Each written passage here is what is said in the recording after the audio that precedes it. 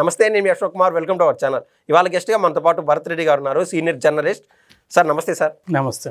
Sir, Andhra రాష్ట్రం యొక్క రాజకీయాల్లో ఖచ్చితంగా ప్రతి 10 రోజులకి 3 నుంచి 4 బాహుబలి సినిమాలు తలపించే రేంజ్లో ట్విస్ట్లు, ఆ యొక్క ఇంటెన్స్ కలిగించే విధంగా ఉంటాయి. సార్, ఇప్పుడు ప్రాథమికంగా మన దగ్గర ఉన్నటువంటి కరెంట్ అప్డేట్ ఏంటంటే, భూమన కరుణాకర్ రెడ్డి గారు ప్రెస్ మీట్ పెట్టి ఎప్పుడు లేని విధంగా వాళ్ళ పార్టీకి అనుకోండి, అంటే గవర్నమెంట్ ఆఫీషియల్ అయితే కావచ్చు, శ్రీలక్ష్మి గారి పైన అనేక విపరీతమైన వ్యాఖ్యలు చేయడం జరిగింది.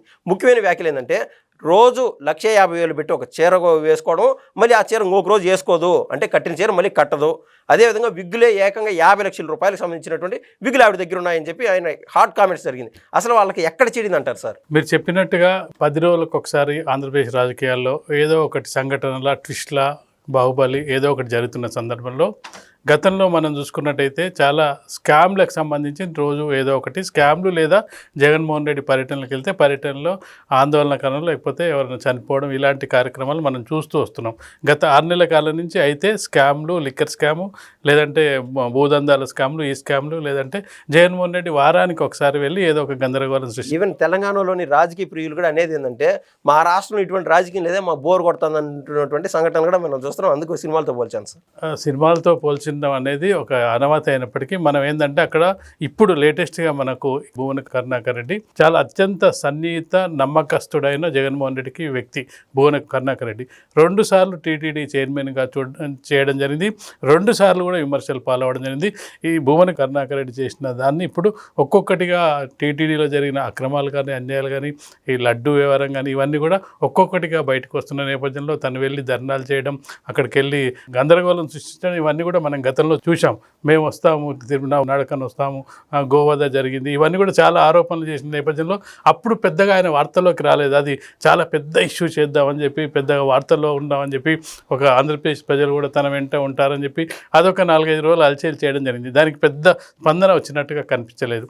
కానీ ఇప్పుడు తర్వాతి కాలంలో భువన కరుణాకర్ రెడ్డి కొంత సైలెంట్ అయినట్టుగా కనిపిస్తుంది. ఒక 2-3 నెలలుగా చూసుకున్నట్టయితే భువన కరుణాకర్ రెడ్డి ఎక్కడో కూడా వార్తల్లోగా వ్యక్తిగా లేడు. మనం ఒకసారి గమనించినట్టయితే వైఎస్ఆర్ ఎవరైతే జగన్మోహన్ రెడ్డి వైసీపీకి పార్టీ వాళ్ళని మనం ఒకసారి గమనించినట్టయితే వీళ్ళందరూ కూడా ఒక చాలా గతంలో అత్యంత నమ్మకస్తులుగా ఉండి తెర వెనుక వెళ్ళిన వారు, తెర ముందుకున్న వారిని గమనించినట్టయితే ఇప్పుడు ఒక్కొక్కరుగా బయటకు వస్తున్న నేపథ్యాన్ని మనం గమనించినట్టయితే జగన్మోహన్ రెడ్డికి మేమే అత్యంత సన్నిహితంగా ఉన్నాం, మేమే కొడిభుజంగా ఉన్నాం అనే చేసే ప్రయత్నంలో భాగంగా ఒక్కొక్కరుగా జగన్మోహన్ రెడ్డికి సన్నిహితంగా ప్లస్ ఆరోపణలు ప్రత్యర్థుల మీద చేస్తున్నట్టుగా మనకు కనిపిస్తుంది. ఎందుకంటే ఒకవైపు అంబటి రాంబాబు వారానికి 10 రోజులకు ఒకసారి వచ్చి ఒక ప్రెస్ మీట్ పెట్టి అటు చంద్రబాబు నాయుడు ఎవరినో తిట్టిపోతుంటారు, ఓవైపు రోజా వచ్చిపోతుంటుంది, పేర్ని నాని వచ్చిపోతుంటారు, ఆ మధ్యకాలం అనిల్ కుమార్ యాదవ్, అంటే ఇలా ఒక షెడ్యూల్, ఒక ఏమంటారంటే ఒక డ్యూటీ షెడ్యూల్ లాగా ఒక్కొక్కరుగా వచ్చి మేమే అత్యంత వీర విధేయులం జగన్మోహన్ రెడ్డికి అని చెప్పుకునే ప్రయత్నం చేస్తుంటారు.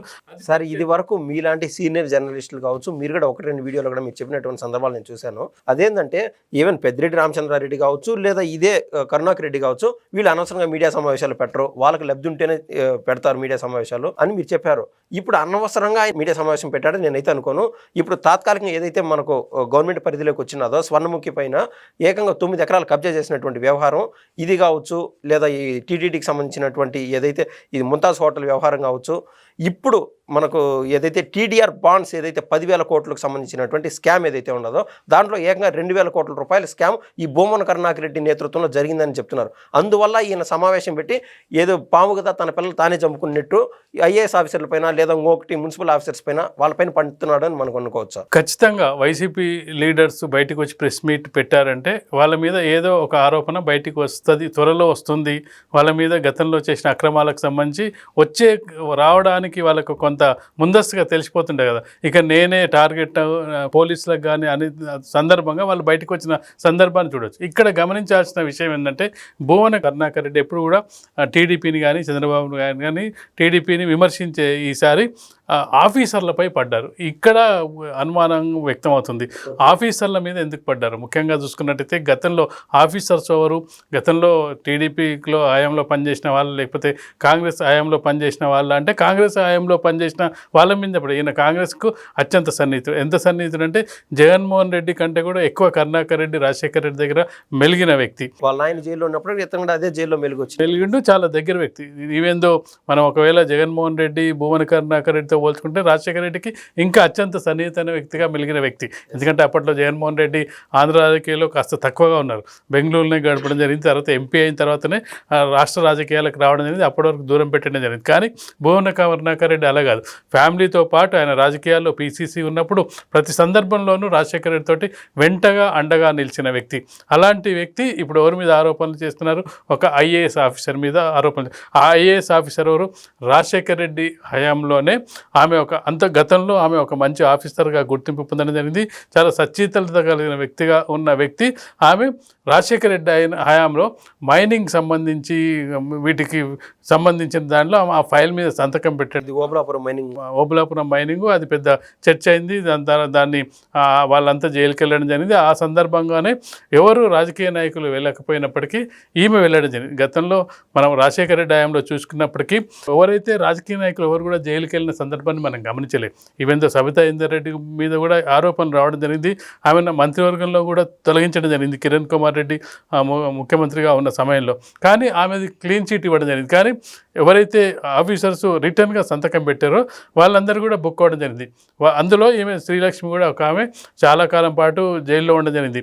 రాజశేఖర రెడ్డి హయాంలో గతంలో ఆంధ్రప్రదేశ్ రాష్ట్రం ఏర్పడిన నాటి నుంచి చూసుకున్నట్టయితే ఆఫీసర్లు జైలుకి వెళ్ళడం అనేది రాజశేఖర రెడ్డి హయాంలోనే మొదటిసారి జరిగిందని చెప్పొచ్చు. రాజశేఖర రెడ్డి అనుకూలంగా పనిచేసిన దాదాపు 4-5 ఆఫీసర్లు జైలుకి వెళ్ళడం జరిగింది. నిజం చెప్పాలంటే శ్రీలక్ష్మి అనే ఆఫీసర్ కనుక అదే నిజాయితీతో గతంలో ఏ విధంగా నిజాయితీగా పనిచేసిందో అదే నిజాయితీగా పనిచేసినట్టయితే ఒక చీఫ్ సెక్రటరీ హోదాగా ఉండి రిటైర్ అయ్యాల్సినంత ఏజ్ ఉంది ఆమెకంటే యుక్త వయసులోనే ఆమె ఎంగేజ్లోనే సర్వీస్లోకి రావడం జరిగింది. చాలా కలెక్టర్గా పోస్టుల బాధ్యతను నిర్వహించడం జరిగింది. ప్రభుత్వంలో కూడా పనిచేయడం జరిగింది. ప్రిన్సిపల్ సెక్రటరీ దాకా వెళ్ళడం జరిగింది. కానీ ఇలాంటి సందర్భంలో ఆమె ఖచ్చితంగా వీళ్ళకు అనుకూలంగా వివరించడం వల్లనే ఈ విధంగా ఆమె జైలుకి వెళ్ళాల్సిన పరిస్థితి వచ్చింది. కానీ ఆ కృతజ్ఞతతో జగన్మోహన్ రెడ్డి ఏం చేశారు? మా నాన్నకు హెల్ప్ చేయడం వల్ల తను జైలుకి వెళ్ళిందనే కృతజ్ఞతతో మొత్తానికి తను జైలుకి వెళ్ళిన తర్వాత బయటకు వచ్చిన తర్వాత మళ్ళీ పోస్టింగ్ తీసుకోవడం జరిగింది. అక్కడ ఆంధ్రాకి షిఫ్ట్ చేయడం జరిగింది. పోస్టింగ్ తీసుకోవడం జరిగింది. కానీ ఇప్పుడు భువన కరుణాకర్ రెడ్డి ఎందుకు ఆమె మీద విరుచుకుపడుతున్నారు అనే దానికి ఇప్పుడు త్వరలో తెలిసే అవకాశం ఉంది. కానీ మనం అంచనా వేసేది ఏంటంటే ఖచ్చితంగా కూడా ఎక్కడ ఒక దగ్గర భువన కరుణాకర్ రెడ్డి ఇరుక్కున్న విషయంలో ఈమె ఎక్కడన్నా అక్కడ సాక్ష్యం చెప్పడమో లేదంటే ఈమె తప్పించుకోవడానికి అతన్ని అంటే అక్కడ జరిగిన అన్యాయాలు ఈమెను ఉపయోగించుకునే క్రమంలో ఈమె నిజాలు చెప్పితే మీరు ఏదైతే చెప్తారో ఆయన అక్రమాలకు సంబంధించి అక్కడ ఈమెకు అతనికి ఏమైనా లింకులు ఉన్నాయో ఆ లింకులు ఎక్కడ బయటపడతాయని చెప్పి ముందుగా ఈమెను తన పాటైనా బయట పాటైనా తన మీదికి వచ్చినప్పుడు ఎవరినైనా వదిలే ప్రసక్తి లేదు. వైసీపీ నాయకులు ఎవరైనా మనం గమనించినట్టయితే తన మీదికి వస్తుందంటే ఎవరిని వదిలే ప్రసక్తి లేదు. ఇంతకుముందు కూడా ఇప్పుడు విశాల్ గుండి గారు కావచ్చు, లేదా ఆంజనేయులు గారు కావచ్చు, లేదా సునీల్ కావచ్చు, లేకుండా అంటే సంజయ్ కావచ్చు, ఇటువంటి గవర్నమెంట్ అఫీషియల్స్ అందరినీ జైలు బాట పట్టించినటువంటి పార్టీ వైసీపీ అని చెప్పుకోవచ్చు కదా సార్. దేశం స్థాయిలో ప్రభుత్వ స్థాయిలో అధికారంలో ఉన్న పార్టీలు ఖచ్చితంగా కూడా ఇప్పటి వరకు మనం దేశ చరిత్రలో చూసుకున్నట్టయితే కొంత అవినీతి ప్రభుత్వంలో ఉన్నప్పటికీ ఐఏఎస్ ఐపీఎస్ స్థాయిలో అది కొంతవరకు తక్కువ ఉన్న సందర్భం ఒకవేళ ఉన్నా కానీ వాళ్ళ వ్యక్తిగతంగా ఉన్నా కానీ ప్రభుత్వం కోసం ముఖ్యమంత్రి ఆదేశాల అనుసారం మంత్రుల ఆదేశానుసారం వాళ్ళు ఇరుక్కున్న సందర్భాన్ని మనం చూసుకున్నట్టయితే రాజశేఖర రెడ్డి హయాంలో జరిగింది. తర్వాత జగన్మోహన్ రెడ్డి హయాంలో మాత్రమే ఇలాంటి సంఘటన జరగడం జరిగింది. కాబట్టి ఖచ్చితంగా ఐఏఎస్ ఆఫీసర్ అంటే ఒక హోదా ఉండే ఐఏఎస్ ఐపీఎస్ అంటే వాళ్ళు చాలా కష్టపడి వస్తారు, చాలా బాధ్యతాయుతంగా వస్తారు, సేవాభావంతో వస్తారు, ప్రజలకు సేవ చేయాలని వస్తారు.